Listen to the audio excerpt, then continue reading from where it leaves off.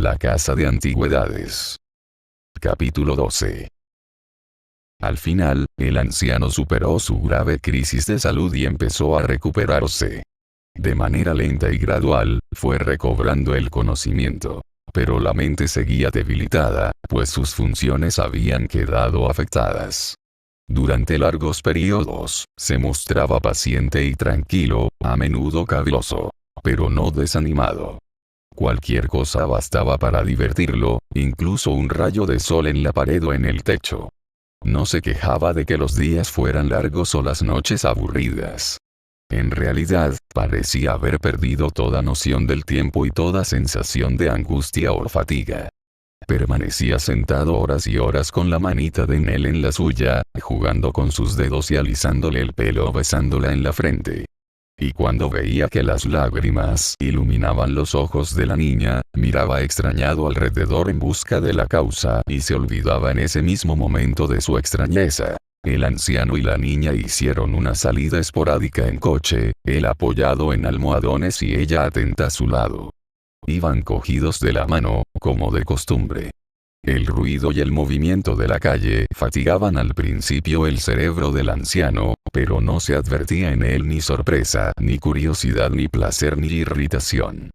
Cuando ella le preguntaba si recordaba esto o aquello, contestaba: «Ah, claro, muy bien. ¿Por qué no?». A veces volvía la cabeza y, con la mirada seria y el cuello alargado, se fijaba en algún desconocido hasta que lo perdía de vista. Pero, a la pregunta de por qué lo hacía, no contestaba. Un día, estando sentado en su sillón, y Nell en un taburete a su lado, un hombre preguntó al otro lado de la puerta si podía entrar. «¿Sí?», contestó sin emoción. «Sé que es Kilp. Él es el amo ahora». «Por supuesto que puede entrar». Y entró. «Me alegra verlo recuperado por fin, vecino», profirió el enano sentándose frente a él. «¿Qué, ya se siente con fuerzas?». «Sí», contestó el anciano con voz débil. «Sí. No quiero meterle prisa, ¿sabe, vecino?», expuso el enano elevando la voz, pues los sentidos del anciano se habían embotado. «Pero cuanto antes aclare su futuro, mejor». «Cierto», asintió el anciano. «Mejor para todas las partes. Verá usted», prosiguió Kilp tras una breve pausa, «una vez retiradas las mercancías, esta casa resultaría muy incómoda, por no decir inhabitable». «Dice bien», asintió el anciano. «Pero pobre Nelly. ¿Qué va a hacer de ella?». «Cierto, cierto», farfulló el enano, asintiendo con la cabeza. «Muy buena observación. Así que pensará usted en esto, ¿verdad, vecino?». «Sí, claro», replicó el anciano. «No nos quedaremos aquí». «Eso suponía», repuso el enano. «Ya he vendido las cosas. No han rendido tanto como me esperaba, pero no ha estado mal, nada mal. Hoy es martes. ¿Cuándo se van a mudar?». «No hay prisa. Esta tarde, por ejemplo». «Digamos el viernes por la mañana», precisó el anciano. «Muy bien», asintió el enano. «Digamos, pues, el viernes, dejando bien claro que bajo ningún concepto se va a superar ese plazo». «Descuide», lo tranquilizó el anciano. «Lo tendré en cuenta». El señor Kilp pareció algo sorprendido de la manera extraña, resignada, con que todo aquello fue dicho. Pero en cuanto el anciano asintió con la cabeza y repitió el viernes por la mañana, «lo tendré en cuenta», el enano, sin ninguna excusa más para entretenerse, se despidió cortésmente entre profusas expresiones de buena voluntad y repetidos cumplidos a su amigo por el buen aspecto que tenía, y bajó las escaleras para comunicar el resultado de la conversación al señor Brass. Aquel día, y al día siguiente, el anciano permaneció en el mismo estado. Anduvo de un lado a otro de la casa y entró en varias habitaciones con la vaga intención de decirles adiós. Pero ni se refirió directamente a ella ni hizo ningún tipo de alusión a la entrevista de la mañana ni a la necesidad de encontrar otro alojamiento. Parecía confuso. Consciente de que la niña estaba afligida y necesitada de ayuda, a menudo la estrechaba contra su pecho y le pedía que alegrara la cara, asegurándole que ninguno de los dos dejaría nunca al otro. Pero, incapaz de ver la situación de una manera más clara, seguía en el mismo estado indolente, impertérrito a las verdaderas causas de su sufrimiento. A esto lo llamamos infantilismo, pero es una pobre mofa, como la muerte del sueño. Donde, en los apagados ojos de quienes chochean, están la luz risueña y la vida de la infancia, la alegría que no ha conocido freno alguno, la franqueza que no se enfría por nada, la esperanza que nunca se pierde, los gozos que se marchitan en flor. Donde, en los marcados rasgos de la rígida y fea muerte, está la tranquila belleza del sueño, que habla del descanso de las horas de vigilia pasadas y de la dulce y tierna esperanza por las horas venideras. Pongamos la muerte y el sueño codo con codo y veamos si podemos encontrarles alguna afinidad. Pongamos juntos a la niña y al hombre aniñado, y nos sonrojaremos del orgullo que difama nuestro antiguo estado de felicidad y da el mismo nombre a una imagen tan fea y distorsionada. Llegó el jueves, y no se apreció ningún cambio en el anciano. Pero aquella noche, mientras los dos estaban sentados en silencio, ocurrió algo nuevo. En un pequeño patio oscuro debajo de la ventana había un árbol verde y florido, demasiado para aquel lugar, que, cuando el aire movía las hojas, proyectaba una sombra trémula sobre la pared blanca. El anciano permanecía sentado observando los movimientos en aquella zona de luz hasta que el sol se ponía. Y cuando anochecía, y la luna subía por el horizonte, aún seguía sentado en el mismo lugar. Para una persona que había pasado tanto tiempo agitada en una cama de enfermo, estas pocas hojas verdes y esta luz tranquila, aunque languidecientes entre las chimeneas y los tejados, resultaban sumamente agradables. Sugerían lejanos lugares silenciosos, descanso y paz. La niña veía que su abuelo se conmovía en esas ocasiones y se abstenía de interrumpirlo. Pero ahora estaba llorando a lágrima viva, y esta visión conmovió su corazón dolorido. El anciano, como si fuera a ponerse de rodillas, le pidió que le perdonara. «Perdonar», objetó Nell sin dejarle proseguir. «Oh, abuelito, ¿qué tengo yo que perdonar? Todo lo que ha pasado, todo lo que te ha pasado a ti, Nell, todo lo que se ha cumplido en ese sueño tan desgraciado», contestó el anciano. «No diga eso», protestó la niña. «Por favor, no diga eso. Hablemos de otra cosa». «Sí, hablaremos de otra cosa», asintió él. «De lo que hablamos una vez hace mucho tiempo, hace meses, semanas o días, no recuerdo bien». «¿De qué fue, Nell?» «No le entiendo», se asombró la niña. «Me ha venido hoy a la cabeza. Me ha venido cuando nos hemos sentado aquí. Y te bendigo por ello, Nell». «¿Por qué, abuelito querido?» «Por lo que dijiste un día, Nell, de que nos convirtiéramos en mendigos». Hablemos bajito, pues, si nos oyen hablar los de ahí abajo, podrían alegar que me he vuelto loco y te separarían de mí. No nos quedaremos aquí ni un día más. Nos iremos lejos. «Sí, vámonos», profirió la niña con brío. «Vámonos de este lugar y no volvamos nunca, no pensemos nunca más en él. Antes caminar descalzos por el mundo que quedarnos aquí». «Sí, eso haremos», asintió el anciano. «Caminaremos por los campos, los bosques, las márgenes de los ríos, y nos confiaremos a Dios en los lugares donde Él habita. Mejor dormir de noche al raso, debajo de un cielo como ese, fíjate qué brillante está, que en habitaciones cerradas llenas de inquietud y de sueños atormentados. Tú y yo juntos, Nell, podemos ser aún alegres y felices, y aprender a olvidar lo pasado, como si no hubiera sucedido nunca». «Seremos felices», exclamó la niña. «Nunca podremos serlo aquí. No, aquí nunca podremos, nunca, nunca». «Eso es verdad», corroboró el anciano. «Nos iremos sin hacer ruido mañana muy temprano, sin que nadie se dé cuenta, y sin dejar rastro, para que nadie pueda seguirnos». «Pobre Nell. Tienes los carrillos pálidos y los ojos hinchados de tanto cuidarme y llorar por mí». «Sí, lo sé, por mí.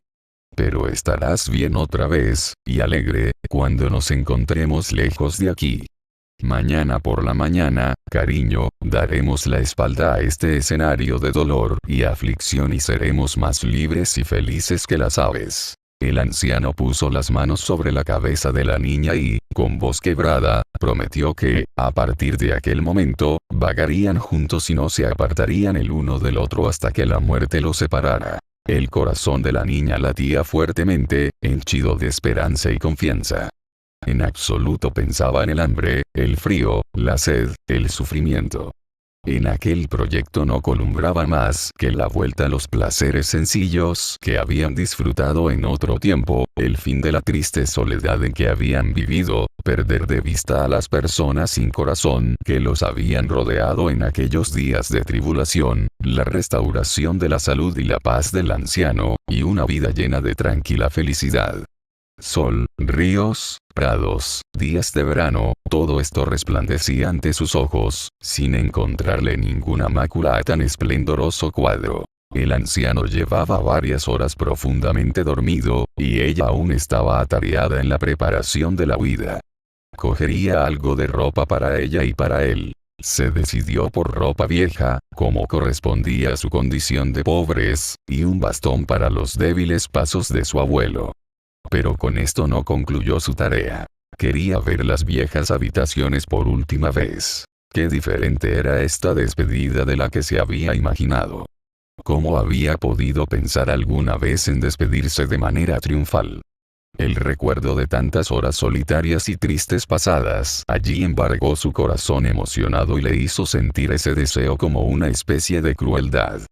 Permaneció sentada junto a la ventana donde había pasado tantas noches, mucho más oscuras que aquella, y en su mente se agolparon vivamente todos los pensamientos de esperanza o alegría que había tenido en aquel lugar, borrando por un instante sus dolorosas y lúgubres asociaciones. Y luego estaba su cuartito, y su pobre pajarillo, cuya jaula colgaba de la pared. Lloró amargamente la pérdida de aquel animalito. Pero después se le ocurrió, sin saber cómo ni por qué, que podría caer en manos de Kit, quien lo cuidaría pensando tal vez que ella lo había dejado allí con la esperanza de que él lo cuidase, en prueba y testimonio de fidelidad. Este pensamiento la sosegó y consoló. Y se fue a descansar con el corazón más ligero. Tuvo varios sueños, por ejemplo, que vagaba por lugares luminosos y soleados, con algún objetivo inalcanzable, de los que se despertó para descubrir que era aún de noche y las estrellas seguían centelleando en el cielo. Al cabo, el día empezó a clarear y las estrellas a palidecer. Al ver que ya estaba amaneciendo, se levantó y se vistió para el viaje. El anciano seguía durmiendo. Como no quería molestarlo, lo dejó dormir un poco más hasta que salió el sol. Deseoso de escapar de la casa sin dilación, el anciano se declaró dispuesto a emprender la marcha. La niña lo cogió de la mano y, con paso ligero y cauteloso, iniciaron la bajada de la escalera, temblando cada vez que crujía una madera y deteniéndose para escuchar. El anciano había olvidado su hatillo, la ligera carga que le tocaba llevar. El tiempo que tardó en volver pareció una eternidad. Al final llegaron al pasillo de la planta baja, donde los ronquidos del señor Kilp y de su amigo el abogado infundieron más terror a sus oídos que el rugido de unos leones. Los cerrojos de la puerta estaban oxidados, y no fue fácil descorrerlos sin hacer ruido. Una vez conseguido, descubrieron que la puerta estaba cerrada con llave y, lo que era peor, que la llave había desaparecido. Entonces la niña recordó lo que una de las enfermeras le había dicho una vez, que Kilp siempre cerraba las dos puertas de noche y que guardaba las llaves en la mesa de su dormitorio. Temblando de miedo, la pequeña Nell se quitó los zapatos y, deslizándose por el salón de la tienda de antigüedades, donde el señor Brass, el mueble más feo de cuantos allí había, estaba durmiendo sobre un colchón, pasó a su cuartito. Se detuvo unos instantes aterrorizada al ver al señor Kilp, que tenía buena parte del cuerpo colgando de la cama, hasta el punto de que apoyaba la cabeza en el suelo, y, ya fuera por la incomodidad de la postura, ya por una de sus costumbres más agradables, jadeaba con fuerza y gruñía con la boca completamente abierta, con el blanco, o más bien con el sucio amarillo, de los ojos perfectamente visible. Sin embargo, no era el momento más indicado para preguntarle si le dolía algo. Así, apoderándose de la llave después de una apresurada mirada alrededor y pasando de nuevo por delante del señor Brass, que seguía durmiendo, volvió a donde estaba el anciano sin mayor dificultad. Tras conseguir abrir la puerta sin ruido, salieron a la calle, donde se detuvieron un instante. ¿Por dónde?, preguntó la niña. Con aire irresuelto y desválido, el anciano miró primero a la niña, a continuación a derecha e izquierda y después a ella de nuevo, y sacudió la cabeza. La niña sintió que, a partir de aquel momento, debía ser su guía y capitana, sentimiento que no le produjo ninguna aprensión, y, tomándolo de la mano, se lo llevó suavemente de allí. Era uno de los primeros días de junio. El cielo, no manchado por ninguna nube, destilaba un azul profundo.